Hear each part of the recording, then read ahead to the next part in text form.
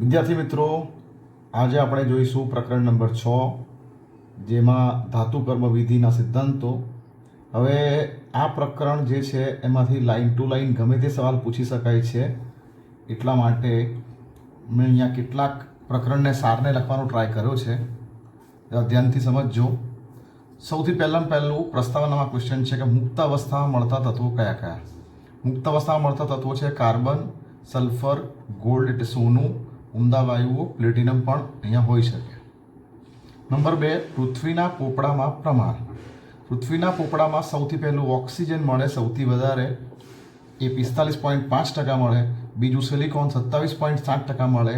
ત્રીજા નંબર પર એલ્યુમિનિયમ 8.3% મળે. પણ જો આપણે ઓક્સિજન જે છે એ અધાતુ છે, સિલિકોન અર્ધધાતુ છે, એલ્યુમિનિયમ ધાતુ છે. એટલે ધાતુઓમાં સૌથી પ્રથમ ક્રમ કોણ ગણાશે? એલ્યુમિનિયમ. અને બીજો ક્રમ કોણ ગણાશે? Fe. હવે આ પણ ઘણી બધી વાર પ્રશ્ન પૂછાયો છે. મોટાભાગના જેમસ્ટોન એ કોના અશુદ્ધ સ્વરૂપ છે? મોટાભાગના જેમસ્ટોન એ Al2O3ના અશુદ્ધ સ્વરૂપ છે. માણેકમાં ક્રોમિયમની અશુદ્ધિ આવે, જ્યારે કે નીલમ એટલે કે જેને સેફાયર કહેવાય એમાં કોબાલ્ટની અશુદ્ધિ આવે. ચોથો પોઈન્ટ, ધાતુમાં રહેલી અનિચ્છનીય અશુદ્ધિઓને ગેંગ કહે છે.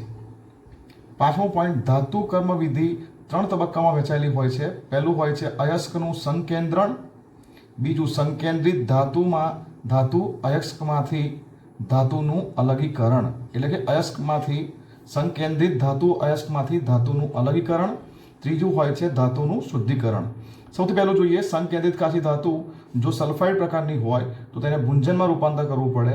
સંકેન્દ્રિત કાચી ધાતુ જો કાર્બોનેટ સ્વરૂપે હોય તો એનું કેલ્સિનેશન કરવું પડે. ત્યારબાદ આ બંને પદ્ધતિઓ દ્વારા આપણને ધાતુનો ઓક્સાઇડ મળે.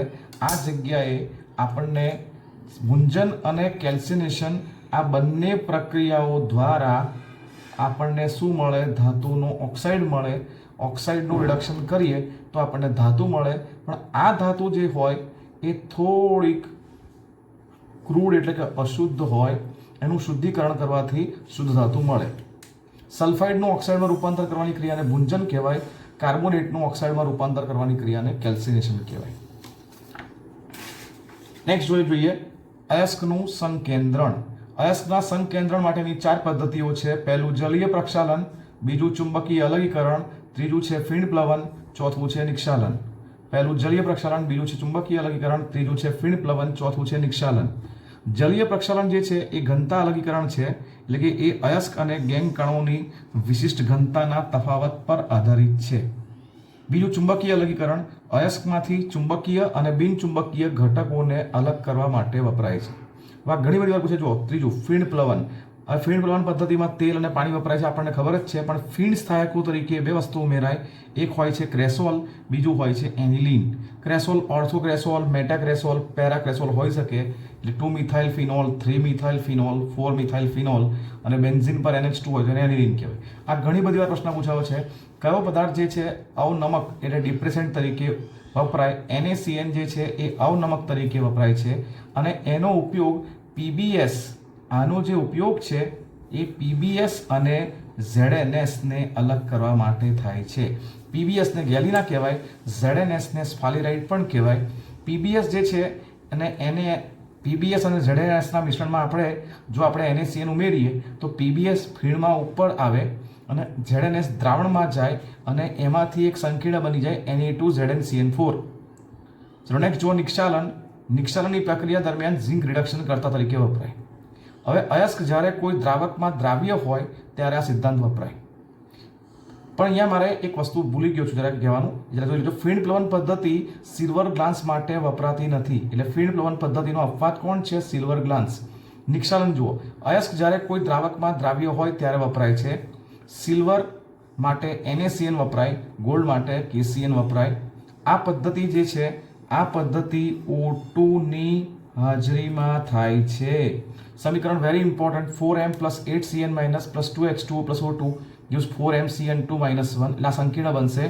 અને એમાં ઝિંક રિડક્શન કરતા, જો ઝિંક જે છે રિડક્શન કરતા છે 2mCN2 - 1 + Zn gives ZnCN4 - 2 + શું વપરાશે? 2m.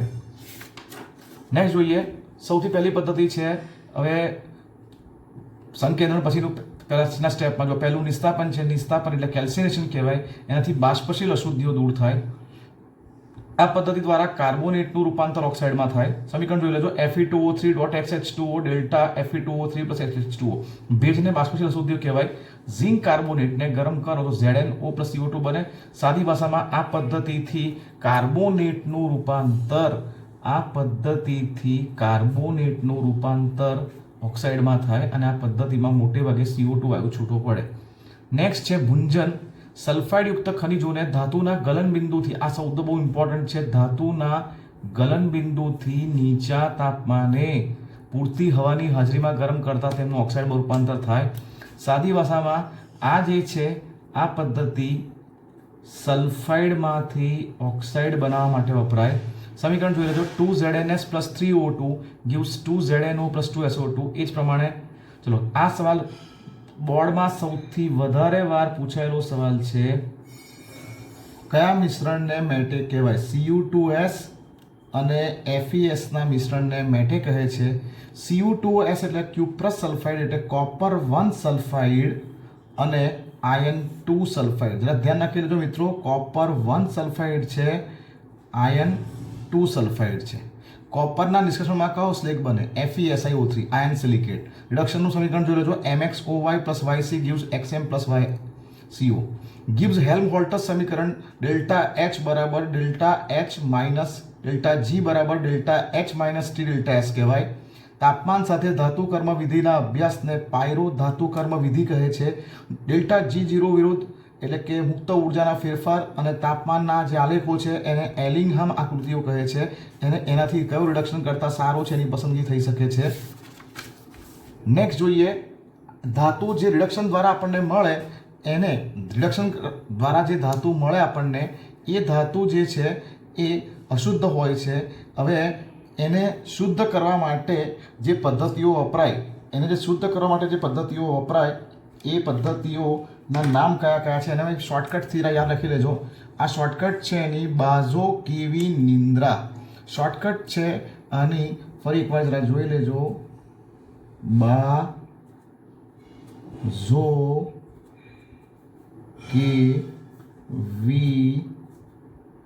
નિંદ્રા. બાનો મતલબ બાષ્પ અવસ્થા શુદ્ધિકરણ થાય. ઝો એટલે ઝોન રિફાઇનિંગ, ક્રે એટલે ક્રોમેટોગ્રાફી, વીનો મતલબ વિદ્યુત વિભાજન, ની એટલે નિસ્યંદન, દ્રા એટલે દ્રવ ગલન. ચલો, બાષ્પ અવસ્થામાં શુદ્ધિકરણમાં બે પદ્ધતિઓ આવે. મોન કાર્બોનિલ પદ્ધતિ આવે, બીજી પદ્ધતિનું નામ આવે વોન આર્કેલ પદ્ધતિ. મોન કાર્બોનિલ પદ્ધતિ દ્વારા નિકલનું શુદ્ધિકરણ થાય. પહેલું સ્ટેપ જોઈ લેજો. Ni + 4CO gives NiCO4. આ પ્રક્રિયા 330 થી માંડીને 350 કેલ્વિન તાપમાને થાય. NiCO4 નું 450 થી 470 કેલ્વિન તાપમાને વિઘટન થાય, Ni + 4CO બને. સેકન્ડ પદ્ધતિ છે, એનું નામ છે વન આર્કેલ પદ્ધતિ. મોસ્ટ ઇમ્પોર્ટન્ટ, ઝિર્કોનિયમ અને ટિટેનિયમના શુદ્ધિકરણ માટે વપરાય. આ પદ્ધતિ દ્વારા ઓક્સિજન અને નાઇટ્રોજનની અશુદ્ધિઓ દૂર કરવા માટે વપરાય છે. સમીકરણ જરા જોઈ લેજો.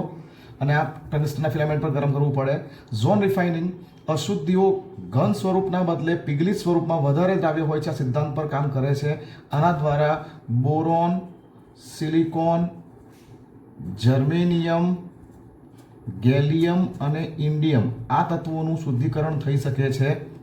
ક્રોમેટોગ્રાફી એ અધિશોષણના સિદ્ધાંત પર કામ કરે છે અને આમાં Al2O3 અધિશોષક છે. વિદ્યુત વિભાજનથી Zn અને કોપર જેવી ધાતુઓ મેળવી શકાય છે. તમને એમાં ખ્યાલ છે જ કે અશુદ્ધ ધાતુના સળિયાને એનોડ તરીકે અને શુદ્ધ ધાતુના સળિયાને કેથોડ તરીકે લેવામાં આવે છે. નિસ્યંદન નીચા ગલનબિંદુ ધરાવતી ધાતુઓ જેવી કે ઝિંક અને મર્ક્યુરી માટે વપરાય છે. દ્રવ ગલન પદ્ધતિ જે છે એ ટીન માટે વપરાય છે. ટીનની સંજ્ઞા Sn છે. જોઈ લેજો. હવે અલગ અલગ ધાતુઓનું શુદ્ધિકરણ છે. સૌથી પહેલું છે હોલ હેરાઉલ્ડ પદ્ધતિ. હોલ હેરાઉલ્ડ પદ્ધતિ એલ્યુમિનિયમના નિષ્કર્ષણ માટે વપરાય છે.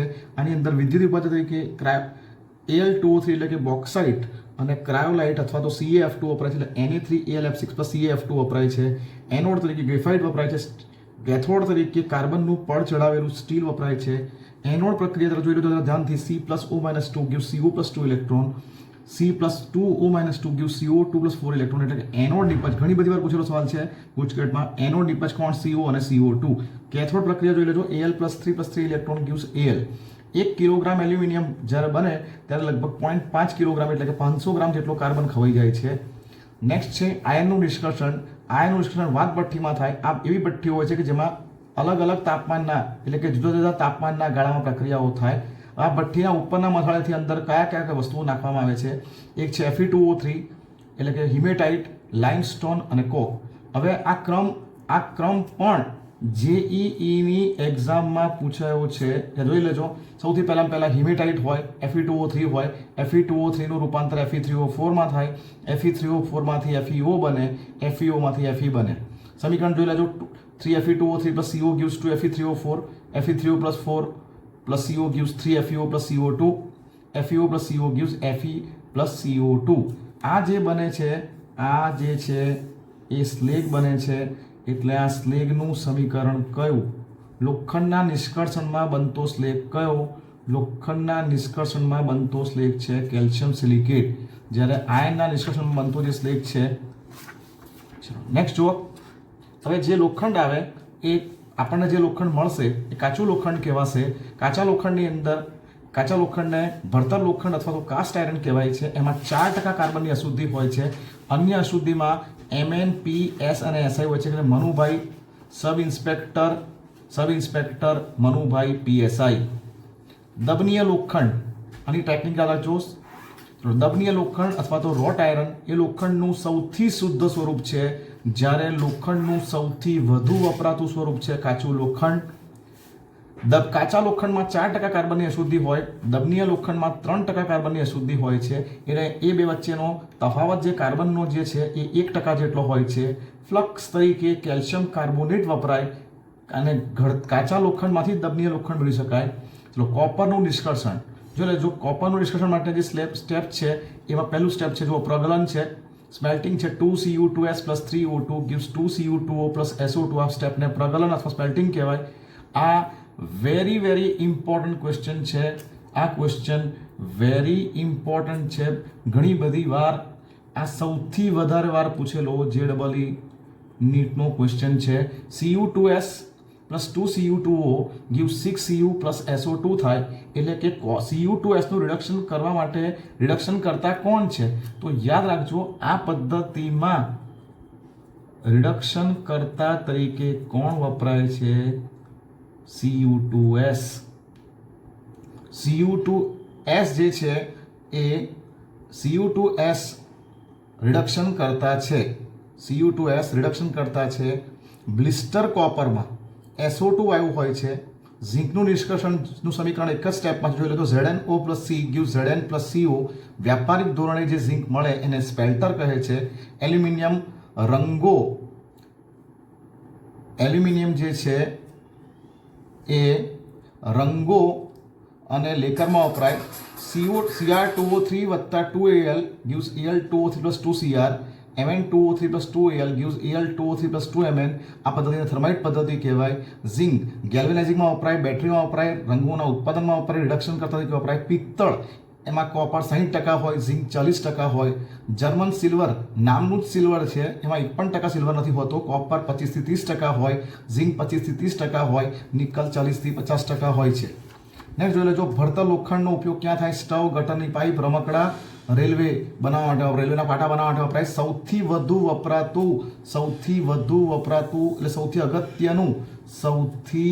અગત્યનું સ્વરૂપ કહેવાય. લંગર, તાર, બોલ્ટ, સાંકળો બનાવવા માટે દબનીય લોખંડ એટલે કે ઘડતર લોખંડ વપરાય.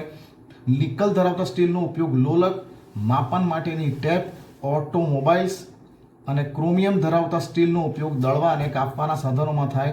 ઉપરાંત મારા તરફથી મારે તમને કહેવું છે કે બધી જ જે કાચી ધાતુના નામ અને સૂત્ર તૈયાર કરવા જે તમને ટેબલમાં આપેલ છે.